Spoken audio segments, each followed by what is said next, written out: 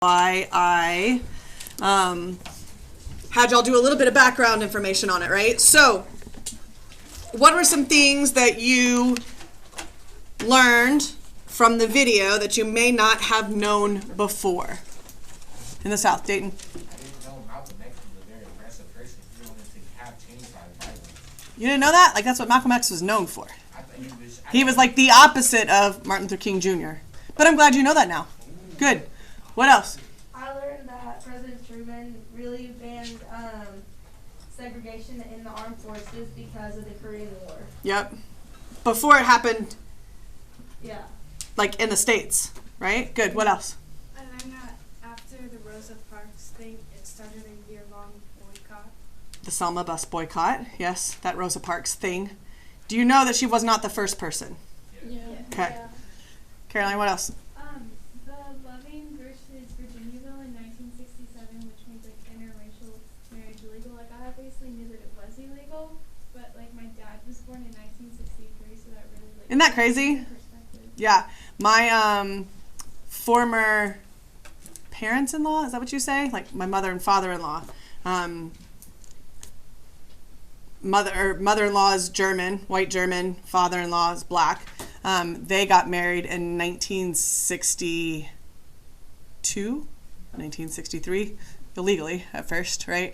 Yeah, it was interesting. Their stories are interesting to hear. What else? The Committee of Civil Rights and how they worked with President Truman, and they kind of like wrote his advice on civil rights aspects and everything. Okay, good. What else? I learned that the Brown versus Board of Education had to do with racial segregation in schools. Yep. Y'all haven't studied that? That's what we just like. Yeah. It was mentioned Like we're today. right at it, like right now. Okay. Yeah, I mean, and that's one of the major court cases, right? Is Brown versus Board, right? Anything else? What group or organization was Martin Luther King Jr. part of? Leadership Conference. Okay, so the Southern Christian Leadership Conference, what was their purpose? Like, what did they do? What did they want to do? Peaceful protest and end racial discrimination. Okay, in the whole South, right? So they were a large group of people that would fight for that in and out of their own community. Okay, all right, so we have to read a call for unity before we read a letter from Birmingham jail. And we're going to start reading a letter from Birmingham jail tomorrow. And then y'all are going to continue in small groups on Friday. And then whatever you don't finish, a majority of it you've got to finish over the weekend into Monday. When you come in Monday, a majority of it's got to be done so that we can look at like the main arguments, the line of reasoning, and whatnot.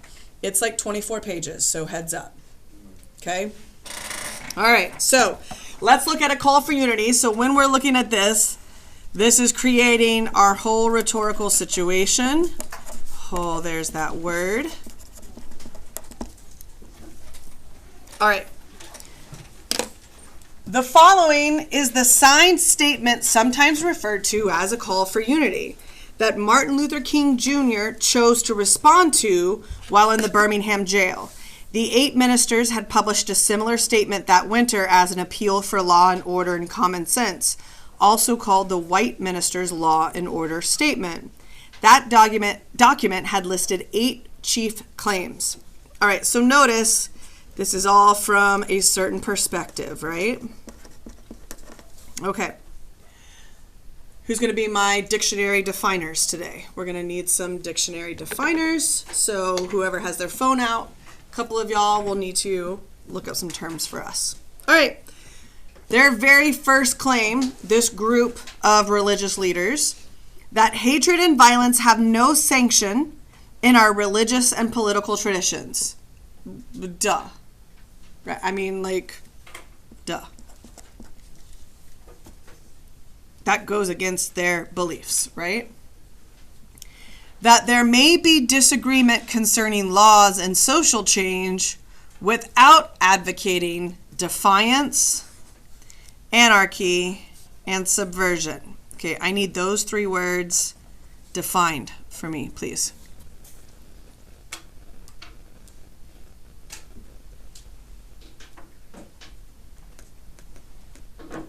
Subversion is the undermining of the power and authority of an established system or institution. Okay, so the undermining of authority, right? Yes. Of an institution. Okay? Anarchy is a state of disorder due to absence or non-recognition of authority. Okay. So is this going to be an absence of authority or the non-recognition of authority that you think they're referencing? Non-recognition. Yeah. So read that definition again for me, Emma. A state of disorder due to absence or non-recognition of authority.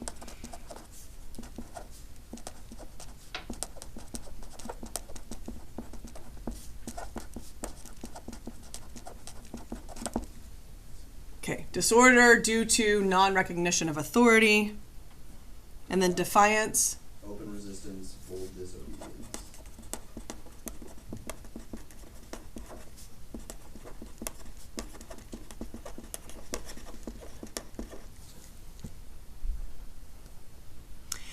Like for me, the idea of like open resistance or bold disobedience is not bad. Right? I mean, in terms of like fighting for what you believe, it does not suggest violence, right? Then we move to anarchy, disorder due to non-recognition of authority.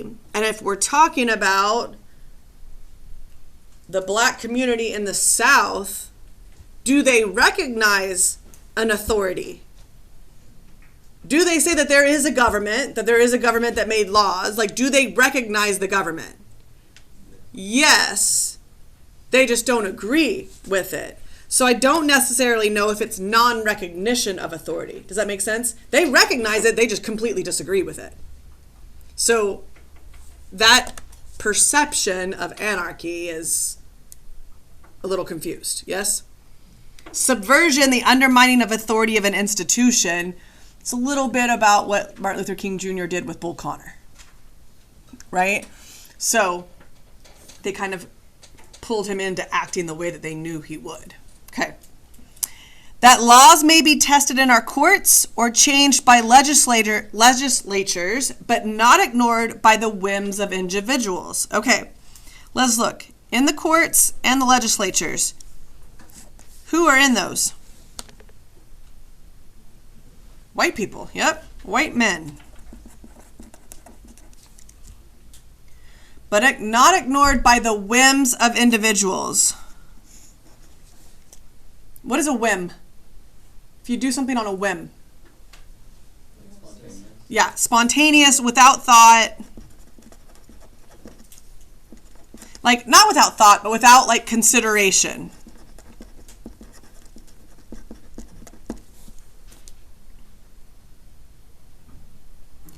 That constitutions may be amended or judges impeached by proper action.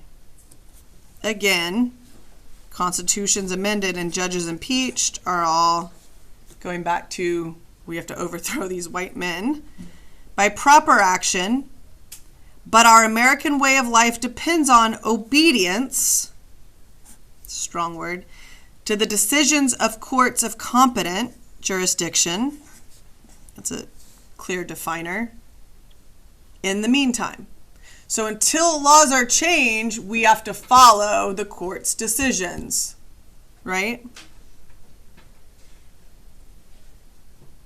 That obedience is like a strong word for me. And I feel like that's what comes to mind is Henry David Thoreau and on civil disobedience, like that question of like, what do you do when you disagree with an authority, right? These religious leaders are saying you have to be obedient. But would Thoreau agree that you just have to follow those laws? No. Not that no person's freedom is safe unless every person's freedom is equally protected. How do we feel about that? During this time period. That's great to say, It wasn't happening. but it wasn't happening.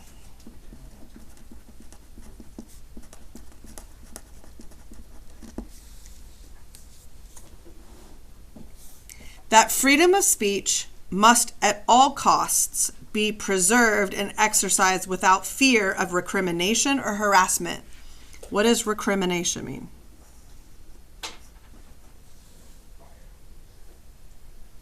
Harassment would be actions. What is recrimination?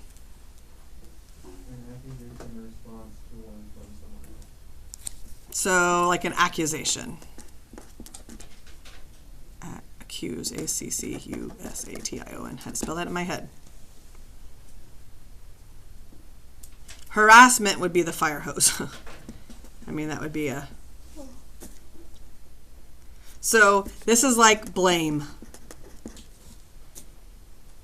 People can say what they want to say without being blamed for saying something that is not of the popular opinion. That every human being is created in the image of God and is entitled to respect as a fellow human being, with all basic rights, privileges, and responsibilities which belong to humanity. I mean, it's a basic principle of life, right? In religion. What's our problem with that?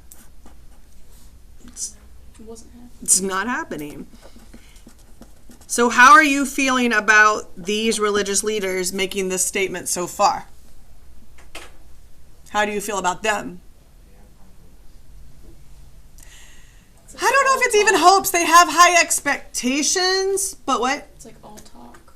But it's kind of hypocritical, right? Like there's no action taken. Fia? They want the validation, support of their words without actually doing the actions. Good. Okay, so I like that. So they want the validation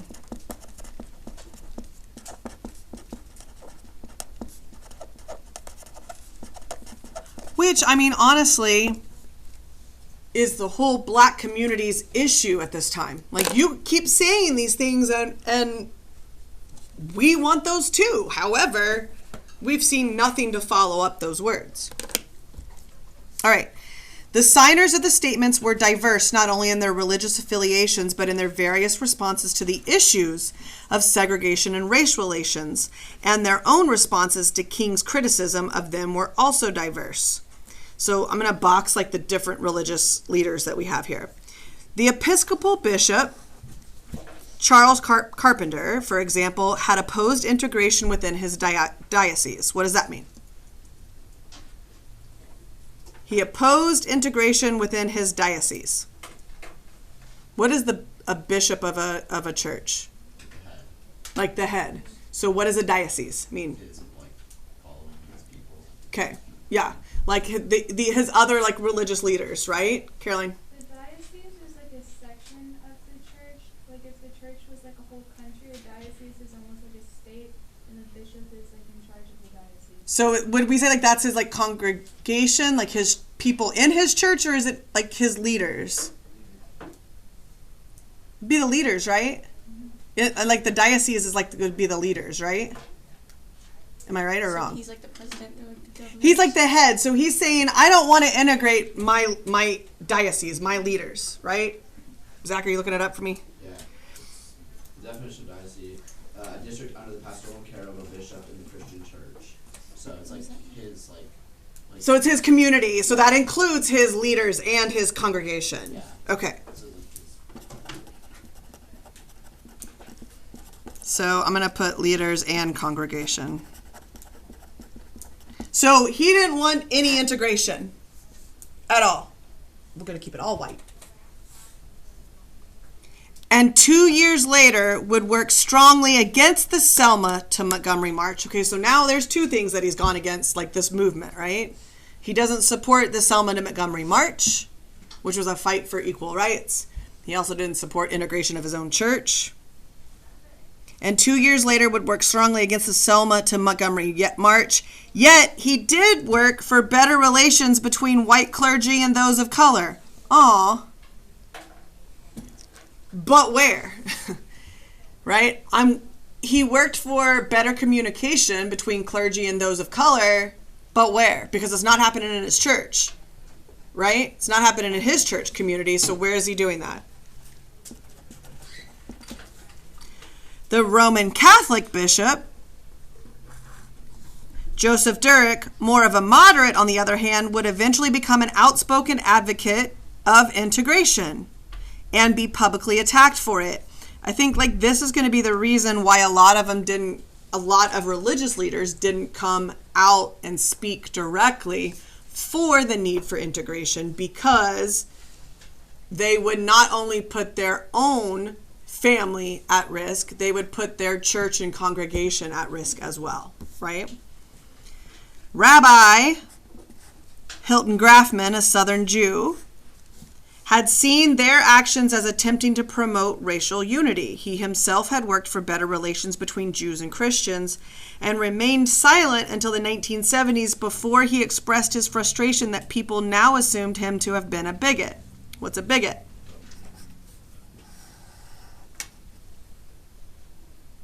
Nobody knows what a bigot is?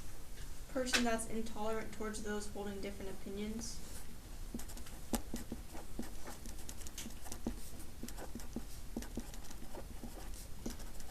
And it goes beyond just holding opinions.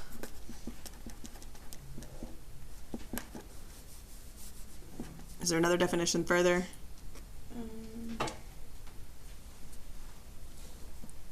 I mean, I guess opinions would end up being like the idea of like segregation and integration, right? Yeah, it doesn't say. So because he was kind of working quietly behind the scenes, right, to do that, he didn't speak outright against it or outright for it, so people just assumed that he was for segregation. Methodist Paul Hardin, likewise, had been working for racial integration in the Methodist churches of his conference and had been an outspoken critic of the Alabama governor, so he chose not to defend himself after King's letter, reasoning that it would only make things worse. So King's letter, you'll see, completely destroys every bit of claim and line of reasoning that is in this letter. And so the Methodist minister was like, I'm not going to come out and say anything against that because he's right. Like, it won't do any good, right? Presbyterian Edward V. Ramage, often described as a humble peacemaker, argued that the 8 had written the letter for fear that violence was about to break out, and he would be forced out of his pastorate by segregationists in 1965. So was he for or against the movement? For it. Right? Because it would be forced out by segregationists, mean that segregationists want separate. So he was for it because he was being forced out for a different opinion. The Baptist pastor Earl Stallings, the only one to be commended by King, had preached racial justice sermons in his church and would continue to advocate for racial justice for 2 more years in Birmingham before his wife's health issues forced him to seek another pastorate. So you can see that for the most part, a majority of them were outright for the movement. However, that comes with some difficulties.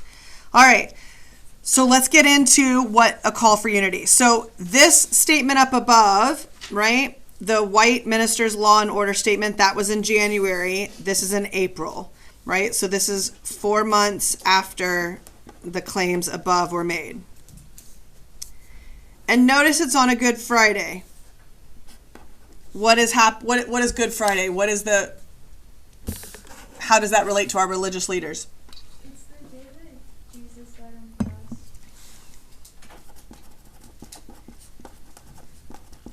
So I don't want to say celebrate, but what do we memorialize on that day? Yay, Jesus died. Like, He died to forgive our sins, depending on what your religion is, but yeah. okay. Yeah.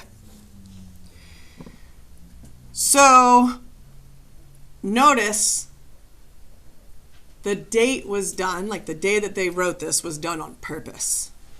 So I think under all this, they're like, okay, we're sorry we haven't done enough, right? Forgive us our sins, right? Okay, let's go through and number our body paragraphs real quick. We, the undersigned, is 1. Since that time is 2. However is 3. We agree 4. just as 5, we commend 6, we further 7. Okay. Here we go. We, the undersigned clergymen, are among those who, in January, issued an appeal for law and order and common sense in dealing with racial problems in Alabama. We expressed understanding that honest convictions in racial matters could properly be pursued in the courts, but urged that decisions of those courts should in the meantime be peacefully obeyed. Okay, what is a conviction? Your convictions, not being convicted. It's two different things. But what are your convictions? What does that mean?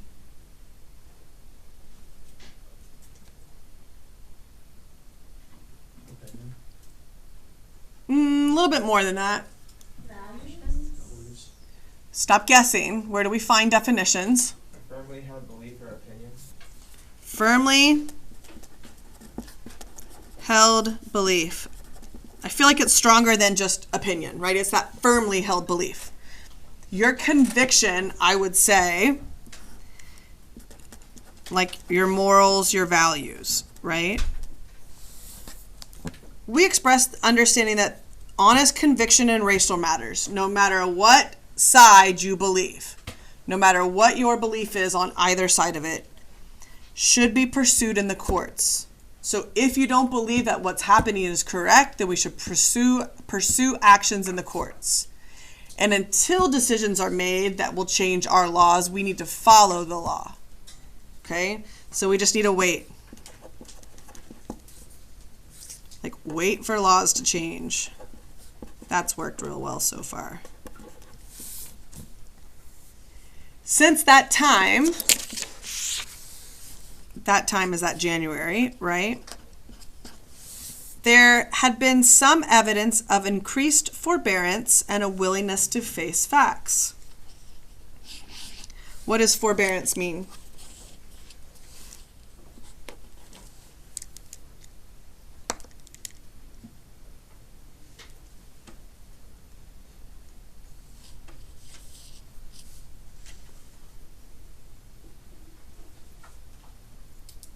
Patience, self-control, restraint, and tolerance. In alignment with like laws and regulations, right? Yeah, the action of refraining from exercising a legal right. That's a law.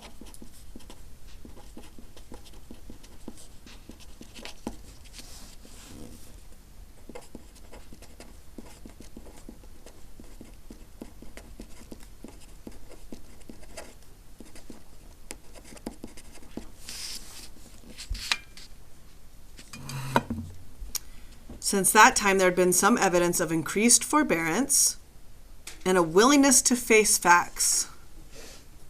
All right, so like y'all are kind of being patient. That's good. And a willingness to face facts. What's my question I have with facing facts? What facts? Whose perspective? Whose facts?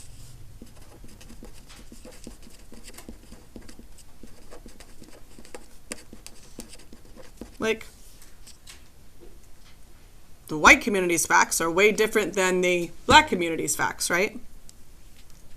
Responsible citizens have undertaken to work on various problems which cause racial friction and unrest. So that's an inference that there is like, you can infer that there are irresponsible citizens. Who do you think they're speaking of? Who would be the irresponsible citizens? I mean, I would say protesters, period. Responsible citizens have undertaken to work on various problems which cause racial friction and unrest. Because, from the white perspective, even the demonstrations are causing racial unrest, right?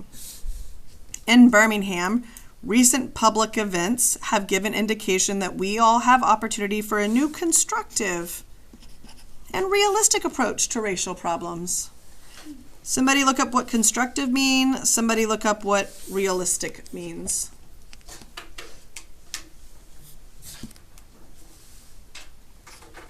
Constructive means what? Serving a useful purpose, tending to build up. Okay, a useful purpose. What does realistic mean? Having or showing a sensible and practical idea of what can be achieved or expected. Sensible, practical idea of what can be achieved.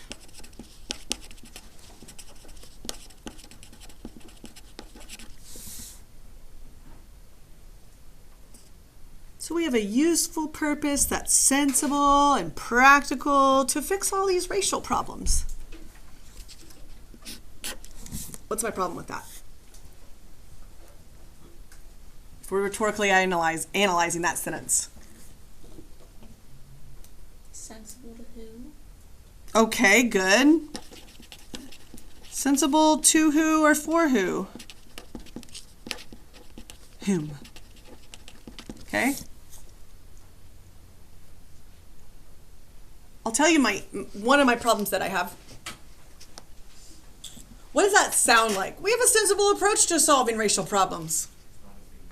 It's not a big deal.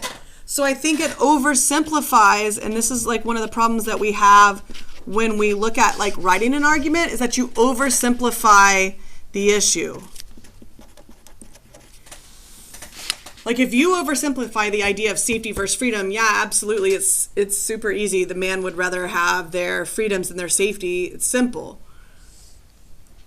You are underestimating the complexity of what's happening. So if you are saying we have a sensible, constructive, reasonable way to fix this, you're saying that it's an easy fix. How long have people in 1963 been dealing with these issues? Hundreds of years. It's not that simple, friends. Right? Like there was a whole war in our country over it. Right? Okay. So that's part of my issue. I always get fired up when I read this one, and then I'm like, every time we read Martin Luther King Jr., I'm like, preach. Okay. However, what does however suggest? It's like a rebuttal. However, there's a rebuttal. There's going to be a shift in something. Yeah, it's a little bit of a concession. Except for they're not conceding anything. They are conceded, but they're not conceding. See what I did there? Thanks, Zach. I haven't heard that fake laugh in a while. Thanks, appreciate it. We are now confronted. Now look at this language. Here, right? We're having constructive, realistic, the increased forbearance and willingness. It's all very positive, right? However, we are now confronted. So this idea means like they are being acted upon. Did we ever talk about, when we did rhetorical analysis, about like active and passive voice? Okay, so this is passive, meaning that they are being passively acted upon. So we are now confronted by, they are acting upon us. Instead of now we are confronting, so that person's taking the action, right? We are now confronted by a series of demonstrations, again negative. And who's the we? Now they've switched from the perspective of a white religious leader to now who is the we that they are now speaking of? We are confronted by a series of demonstrations. Are they demonstrating just against the church? No. So who is the we that this letter is talking about? Is it all white men? Yeah, it's like the white community. I mean, especially from the black perspective, because there is no we when you're talking we. That's what the whole argument is. I keep saying what our whole argument is, but by some, there's a qualifier, of our Negro citizens, directed and led in part by outsiders. Outsiders to what?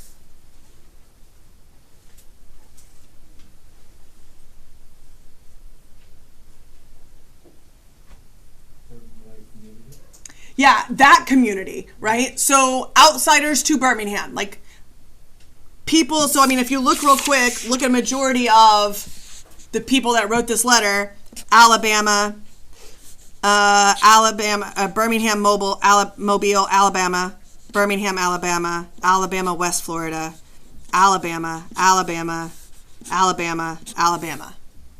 So the outsiders are outsiders of Alabama.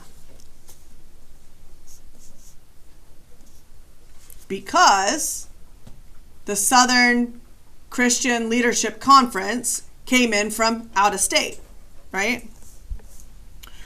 We recognize, this sentence always gets me. We recognize the natural impatience. What does it mean to be impatient? Not patient. Okay, thanks. Restless, Okay. Quickly irritated or provoked.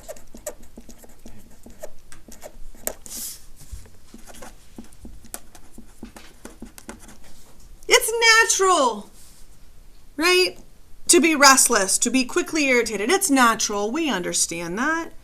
Of people, we recognize the natural impatience of people who feel that their hopes are slow in being realized.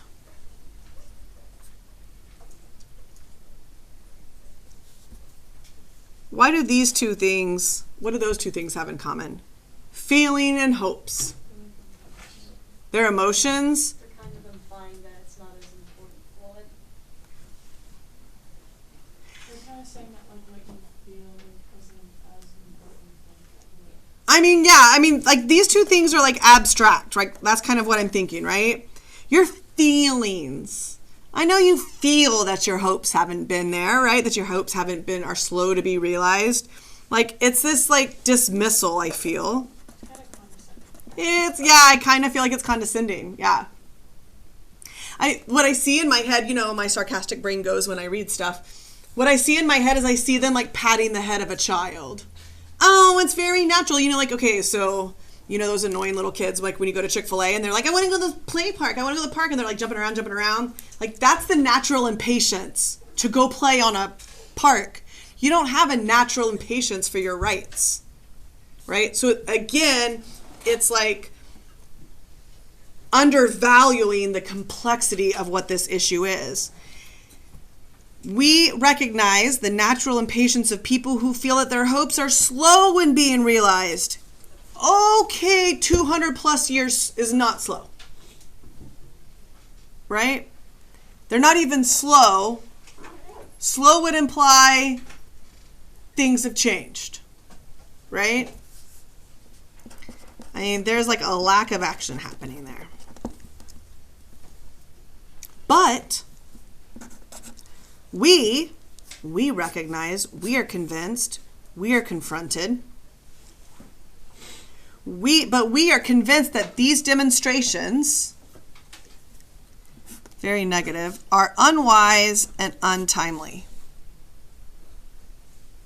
It's not smart and this is not the time. Today is not the day and I am not the one. What kind of demonstrations are we talking about that have been done? Do what? Yeah, like what? What have they been doing? Okay, the sit-ins. It's very unwise, very untimely for you to go sit at a counter. It's not a good time for us. Right? Yeah, you shouldn't march from Selma to Montgomery. It's not a good time for us. Okay. We agree, again,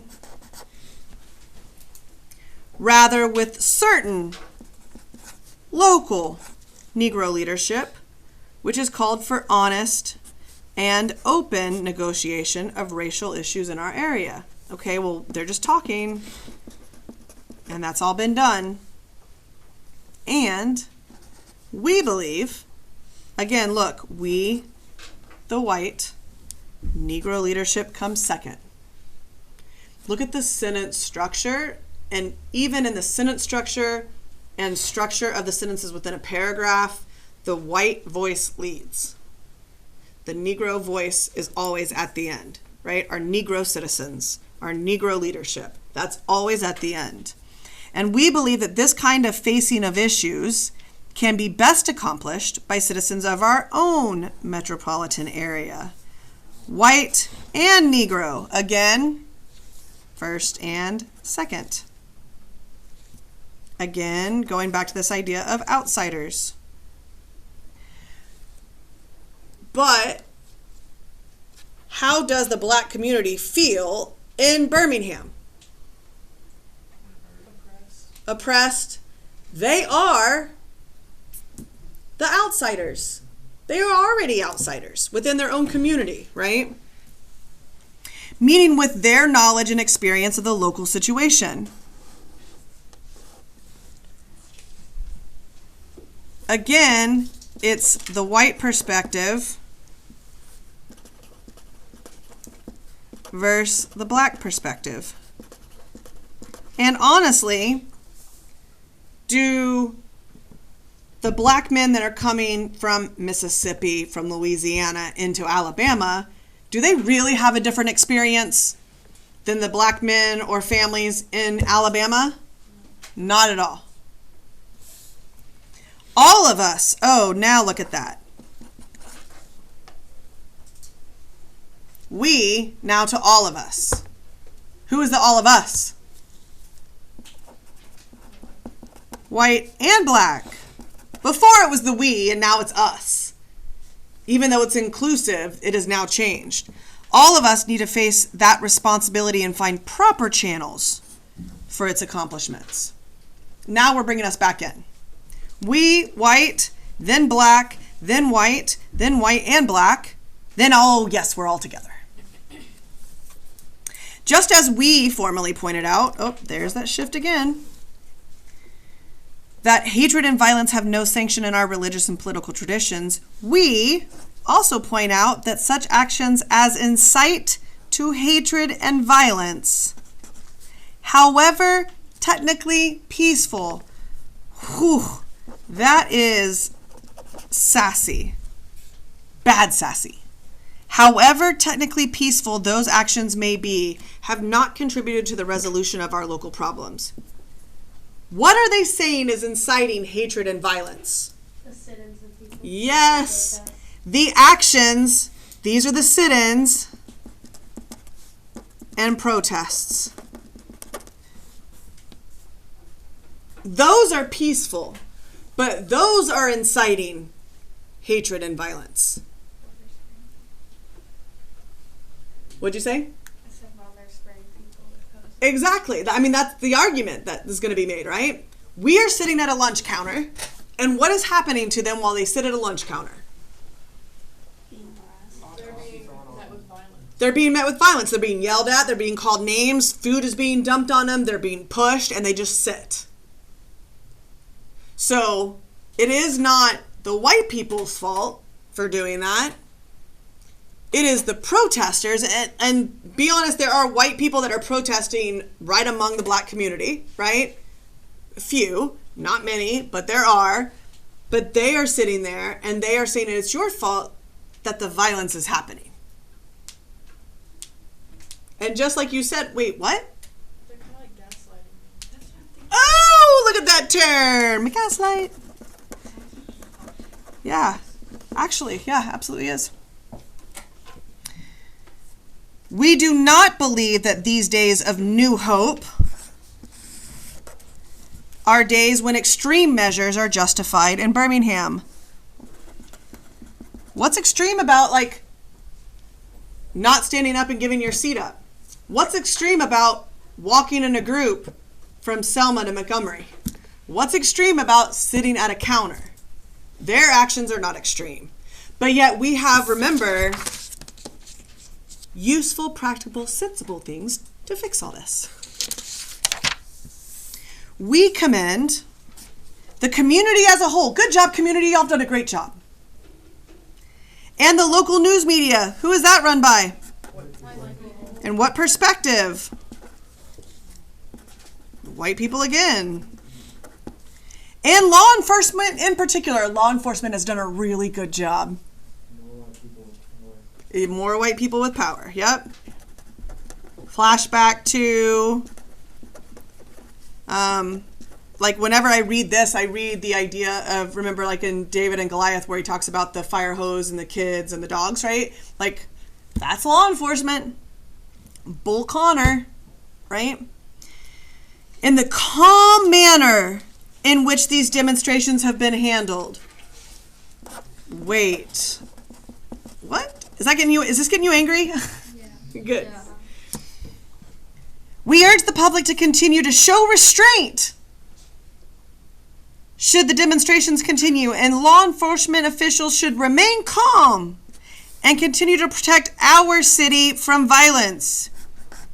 The violence equals the black community. And they also said our city, like they can't share it with them. Yeah. Well, and I mean like our city, absolutely. There's a separation there. And it's that play on we and our and look at how, but no. Almost there. We're there. Yeah. Like, look, what's our city? Except for y'all just sit over there. We further strongly urge our own, there we go, taking the ownership, Negro community to withdraw support from these demonstrations and to not unite locally in working peacefully for a better Birmingham.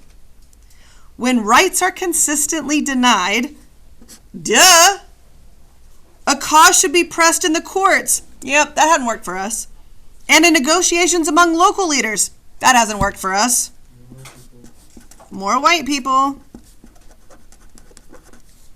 And not in the streets. Again, it's that like oversimplification. Like, we just need to talk about it. You know that person that you're in a fight with and you're like, let's just talk about it. And they just talk about the same thing over and over again. And you're like, oh my God, like we're not getting anywhere. Right?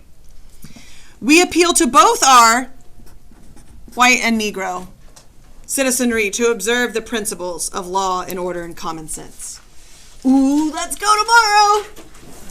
Letter from Birmingham Jail tomorrow. It's 1:41. Good job. Y'all have no homework tonight except for your outside book.